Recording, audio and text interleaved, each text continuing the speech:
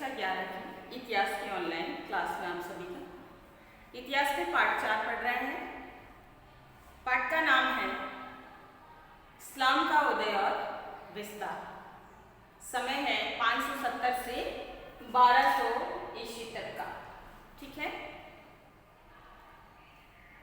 इससे पूर्व हमने पढ़ा है पैगंबर मोहम्मद, उनका जीवन परिचय और उन्होंने किस प्रकार से अरब प्रदेश के अंदर इस्लाम की स्थापना की और इस्लाम का विस्तार किया।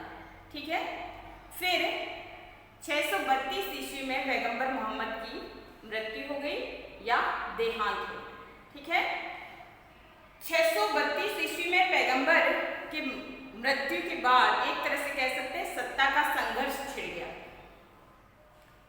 सत्ता के संघर्ष के अंदर पैगंबर का उत्तराधिकारी एक तरह से कह सकते हैं कोई नहीं था। उनके बहुत सारे उम्मा थे या कह सकते हैं उनके बहुत सारे अनुयायी थे और ऐसी स्थिति में सत्ता, क्योंकि पैगंबर ने एक विशाल साम्राज्य है वो छोड़ा था जिसमें अरब प्रदेश का बहुत बड़ा हिस्सा है वो शामिल था और इस्लाम का उद्भव हुआ था। उसी साम्राज्य में कोई पैगंबर नहीं था, कोई खलीफा नहीं था और ऐसी स्थिति में सत्ता का संघर्ष छिड़ गया। अब किस प्रकार से सत्ता में नए खलीफा बने पैगंबर के प्रतिनिधि के रूप में और उन्होंने किस प्रकार से पैगंबर के नियमों की पालना करते हुए इस्लाम का विस्तार किया है, इस्लामिक साम्राज्य का विस्तार किया है, उसके बारे में आज हम इस टॉपिक के अंदर समझेंगे। देखिए, टॉपिक है आज का हमारा खलीफाओं का शासन, विस्तार, गृहयुद्ध और संप्रदाय का निर्माण। थोड़ा सा परिस्थितियों को समझते हैं। पैगंबर मोहम्मद का देहांत हुआ है 632 ईस्वी में, लेकिन वैध रूप से इस्लाम का कोई पैगंबर नहीं था, यानी उनके पीछे उत्तराधिकारी में कोई पैगंबर नहीं था। तब जाकर एक ऐसा निर्णय लिया गया या उत्तराधिकारी नहीं होने के कारण सत्ता है वो उम्मा को सौंप दी गई। अब उम्मा कौन थे? जो पैगंबर के अनुयायी थे और जिनके जो एक तरह से कह सकते हैं कि उनमें भी काफी गणमान्य लोग थे जिनके जो पैगंबर के काफी नजदीक होने का दावा करते थे या पैगंबर के काफी नजदीक थे, पैगंबर के नियमों की पालना करते थे, उनके आदर्शों और कथनों पर चलने वाले थे और इस्लाम के प्रति समर्पित थे। तो उन लोगों को ये सत्ता है वो सौंप दी गई। समय थोड़ा बीता और उसके बाद उन्हीं उम्माओं में से एक व्यक्ति को, ठीक है, जो है एक मुखिया बना दिया गया। ठीक है, मुखिया जिसका नाम था अमीर अल मोमिनीन। ठीक है, इसको खलीफा घोषित कर दिया गया। लेकिन इससे पहले की स्थितियों को देखते हैं कि उम्मा को सौंपी। अब यहाँ पर संघर्ष या आंतरिक या आंतरिक गृहयुद्ध की स्थितियां उत्पन्न हो गई और फिर उम्मा ने क्या किया? कई नवाचारों या न्यू चेंज लाए जिसमें कई नई नवीन परिस्थितियां हैं वो उत्पन्न हुई और इस न्यू चेंजेस के आधार पे कई नवाचारों को लागू किया गया। लेकिन इसमें भी मुसलमानों में मतभेद उत्पन्न हो गया। मतभेद के उत्पन्न होने के पीछे बहुत सारी वजह थी कि कोई भी जो है उत्तराधिकारी में पैगंबर का प्रतिनिधि कौन बने या किसे पैगंबर बनाया जाए या किसे खलीफा बनाया जाए। और अंत में एक निर्णय हुआ जिसमें एक संस्था का निर्माण हुआ और वो था खिलाफत संस्था। ठीक है, खिलाफत संस्था का निर्माण हुआ। अब खिलाफत संस्था क्या है वो हम समझते हैं। देखिए, खिलाफत संस्था से तात्पर्य होता है कि ये एक इस्लाम की जनप्रतिनिधि सभा और जनप्रतिनिधि सभाओं के अंदर ये होता है कि जो पैगंबर के अनुयायी जो थे उन्होंने मिलकर स्व निर्णय से, स्व विवेक से और किसी एक व्यक्ति को सर्वसहमति से चुनना। ठीक है, और ऐसे में ये खिलाफत संस्था एक खलीफा या पैगंबर के प्रतिनिधि के रूप में स्थापित करने के लिए खिलाफत संस्था का निर्माण हुआ और इस खिलाफत संस्था के आधार पर जनप्रतिनिधि के रूप में एक व्यक्ति को चुना गया सर्वसहमति के आधार पर और वो व्यक्ति था अमीर उल अल मोमिनीन। ठीक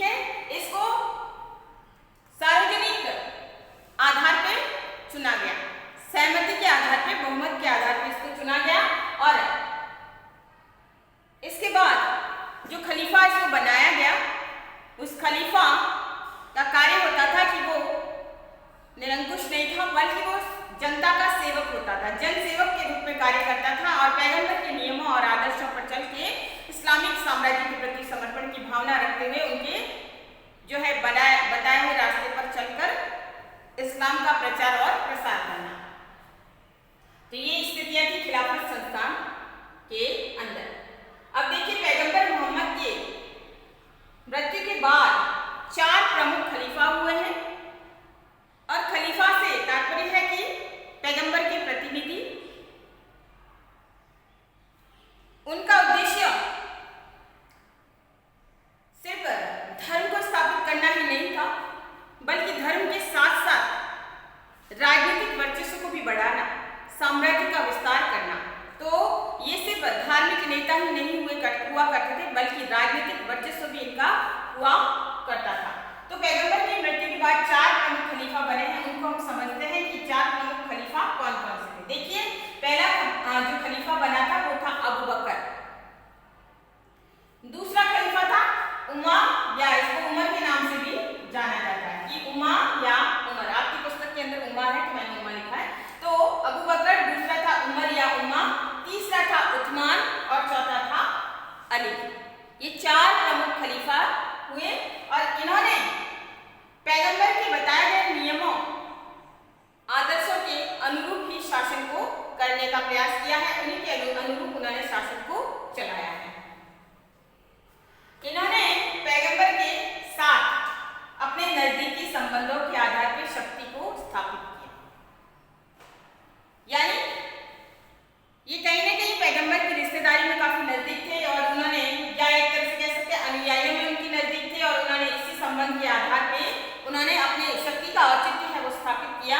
यानी वहां पर आसपास के माहौल में उन्होंने अपने आप को शक्ति के आधार पे, पैगंबर की शक्ति के आधार पे स्थापित किया। ठीक है। और उन्होंने पैगंबर के नियमों की पालना की, कि पैगंबर ने जो नियम सिद्धांत जो दिए थे उनकी पालना भी इन्होंने की है। इसके साथ इनका उद्देश्य क्या हुआ, या उद्देश्य क्या था? तो पहला है कबीलों पर नियंत्रण स्थापित करना। कबीलों पर नियंत्रण स्थापित कैसे करना? देखिए पैगंबर की मृत्यु के बाद यहाँ पे पॉइंट में पढ़ रहे हैं, मुसलमानों में मतभेद उत्पन्न हो गया। मतभेद उत्पन्न होने के साथ ही बहुत सारे लोग विरोधी भी हो गए थे, और ऐसी स्थिति में वहां पर अनेक प्रकार के कबीले थे और कई कबीले ऐसे थे जो मतभेद उत्पन्न हो गए थे। उन मतभेदों के आधार पर उन्होंने क्या किया, वो इन खलीफाओं से सहमत नहीं थे, तो उन्होंने अपने अपने कबीलों के आधार पर अपने अपने पैगंबर चुन लिए। अपने अपने कबीलों के आधार पर पैगंबर चुन लिए, यानी जो उनका जो सर्वोच्च नेता था उनको उन्होंने पैगंबर मान लिया और वो पैगंबर के नियमों की पालना या उन्हीं के अनुसार है वो राज्य को चलाने लगे। अब अबू बकर जब बना खलीफा और उमर, उस्मान और अली, तो इन्होंने क्या किया, कबीलों पर नियंत्रण स्थापित कर दिया। अब करने की कोशिश की, अर्थात ये वो कबीले थे जो इनके नियंत्रण में नहीं थे, जिन्होंने अपने अपने पैगंबर अलग चुन लिए थे, जिन्होंने अपने अपने नेता अलग चुन लिए थे, और ऐसे में इन खलीफाओं ने इन कबीलों के ऊपर अपना नियंत्रण स्थापित किया, अपनी शक्ति को स्थापित किया। और दूसरा इनका उद्देश्य था राज्य के लिए संसाधन जुटाना, यानी जो इस्लामिक साम्राज्य उन्होंने खड़ा किया था उस इस्लामिक साम्राज्य के लिए संसाधन जुटाना, यानी रोजगार के साधन, खान पान, या किस प्रकार से इस साम्राज्य को चलाया जाए, किस प्रकार से इसकी शक्ति को चलाया जाए, किस प्रकार से जनता के बीच में अपने आप को स्थापित किया जाए। और ऐसी स्थिति में दूसरा उद्देश्य उनका था राज्य के लिए संसाधन जुटाना। अब संसाधन क्यों जुटाना? साथ में सेना भी होती थी, तो सेना और उसकी शक्ति को चलाने के लिए उन्हें धन की भी आवश्यकता थी, तो इस हेतु दूसरा उद्देश्य उनका था राज्य के लिए संसाधन जुटाना। अब हम इन 4 खलीफाओं की उपलब्धियां समझते हैं कि अबू बकर, उमर या उस्मान और अली, इन की उपलब्धियां क्या क्या थी। देखिए इन खलीफाओं के क्या क्या कार्य या उपलब्धियां थी। पहला है अबू बकर, इसने विद्रोहों का दमन किया। ये वही विद्रोह थे जो कबीलाई लोग थे जिन्होंने अपने अपने या जो मतभेद थे, जो इन खलीफाओं से सहमत नहीं थे और जिन्होंने अपने पैगंबर, अपना खलीफा अलग चुन लिया था और वो विद्रोह भी कर रहे थे। ऐसी स्थिति में अबू बकर जब खलीफा बना तो पहले तो उसने इन छोटे छोटे कबीलों के विद्रोह का दमन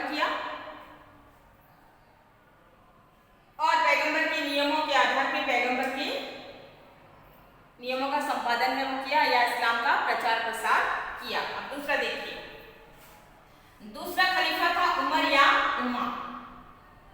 उमर या उमा ने क्या किया? साम्राज्य विस्तार की नीति को अपनाया। साम्राज्य विस्तार अर्थात एक तो देखें कि पैगंबर मोहम्मद स्वयं एक विशाल इस्लामिक साम्राज्य है वो छोड़कर गए थे, और ऐसी स्थिति में उसने सिर्फ उस विशाल साम्राज्य को ही नहीं बल्कि अपने आप में वो महत्वाकांक्षी था, तो ऐसी स्थिति में उसने साम्राज्य विस्तार की नीति को अपनाया। और दूसरा पॉइंट था कि उसने सिर्फ कर, व्यापार या अन्य प्रकार से ही अपने राज्य की आय को बढ़ाने पर ध्यान नहीं दिया, बल्कि उसने अधिक से अधिक आक्रमणों के द्वारा जो है विभिन्न क्षेत्रों के ऊपर आक्रमण करना, वहां से धनमाल और राशि को लूटना, और लूट कर उसने अपने खजाने में वृद्धि की। कौन है? उमा या उमर, ठीक है। उसने अपने खजाने में वृद्धि की, और जो लूट की राशि थी उस पर आपका एक प्रश्न आता है गनीमा, कि लूट की जो राशि थी उसको गनीमा कहा जाता है। ये गनीमा वो राशि होती थी जो युद्ध क्षेत्र में या लड़ाई या अचानक भावे बोला करते थे ये लोग, और फिर इसमें उन्हें लूट की धनराशि प्राप्त होती थी। उस धनराशि से भी वो जो है खजाने को बढ़ाते थे, अपने साथ जो सैनिक वगैरह होते थे उनको वेतन दिया जाता था, सैनिकों को लूट का माल है, हिस्सा है, उनको दिया जाता था। तो इस प्रकार से इस राशि को गनीमा के नाम से जाना जाता था। अब यहाँ पर उमर के समय या उमा के समय में ही बाइजेंटाइन और शशानी साम्राज्य की कमजोरियों को उसने समझा। दो शक्तिशाली साम्राज्य उसके सामने थे। जब अरब में इस्लाम का विस्तार हो रहा था उसी समय उसके आसपास दो शक्तिशाली साम्राज्य थे, एक तो शशानी साम्राज्य और दूसरा था बाइजेंटाइन साम्राज्य, ठीक है। अब इस खलीफा ने क्या किया कि इन दोनों साम्राज्य, शशानी साम्राज्य और बाइजेंटाइन साम्राज्य, यहाँ पर भी आंतरिक गृहयुद्ध की स्थितियां हैं वो चल रही थी। अंतरकलह, अभिजात वर्ग है वो आपस में लड़ रहे थे, कहीं न कहीं साम्राज्य या शक्ति के लिए वहां पर भी संघर्ष चल रहा था। इस संघर्ष और इस कमजोरी को उमर या उमा ने समझा और उसने इसका फायदा उठाया, और उसने अपनी शक्ति का विस्तार है वो इसने किया। उसने युद्ध के द्वारा, यहाँ पर भी उसने जगह जगह आक्रमण किए, और युद्ध के द्वारा और संधियों के द्वारा उसने विस्तार की नीति अपनाई, यानी इस्लामिक साम्राज्य के विस्तार की नीति अपनाई। यहाँ पर जो बाइजेंटाइन जो साम्राज्य था, यहाँ पर मुख्य रूप से ईसाई और यहूदी धर्म के लोग रहा करते थे, खासतौर से ईसाई धर्म के लोग और यहूदी धर्म के लोग। अब इसने यहाँ के कई प्रदेशों को उसने अपने अधीन शामिल किया, उसने जीता, और यहाँ पर उन लोगों को या तो इस्लामिक बनने के लिए या इस्लाम अपनाने के लिए बाध्य किया, या फिर इन लोगों को अपने अंडर में रखने के लिए इसने क्या किया, एक कर लागू किया जिसे खराज या जजिया कर के नाम से जाना जाता है। खराज या जजिया, जजिया या खिराज, ठीक है। ये दो कर है वो इनसे लिए जाते थे, और इन करों को इनसे इसलिए लिया जाता था ताकि इस्लामिक साम्राज्य में वो अपने आप को सुरक्षित महसूस करे, यानी उन्हें धिम्मिस कहा जाता था। इन लोगों को धिम्मिस, यानी जो अल्पसंख्यक लोग होते थे इस्लामिक साम्राज्य के अंदर, उन्हें धिम्मिस कहा जाता था। ये भी आपका एक प्रश्न आता है कि धिम्मिस क्या है, उन्हें धिम्मिस कहा जाता था। और ये धिम्मिस वो लोग होते थे जो इस्लामिक साम्राज्य के अंदर खिराज या फिर जजिया कर में देकर अपने आप को सुरक्षित या असुरक्षित महसूस करते थे, ठीक है। तो इस प्रकार से उसने बाइजेंटाइन और ससानी साम्राज्य के कई हिस्सों को अपने अधीन किया, और इसके साथ ही उसने अपने साम्राज्य का विस्तार किया, युद्ध के माध्यम से या फिर संधियों के माध्यम से उसने अपना साम्राज्य है वो बढ़ाया। उसने खलीफा उमर या उमा ने इराक, ईरान, सीरिया, मिस्र तक अपना साम्राज्य फैलाया, और साथ ही साथ मदीना के अंडर में, मदीना के नियंत्रण में इन सारे इलाकों को उसने लाने का प्रयास है वो किया, ठीक है। तो सबसे ज्यादा साम्राज्य विस्तार की जो नीति अपनाई है वो दूसरे खलीफा उमर या उमा ने अपनाई है। फिर आता है, देखिए तीसरा जो खलीफा था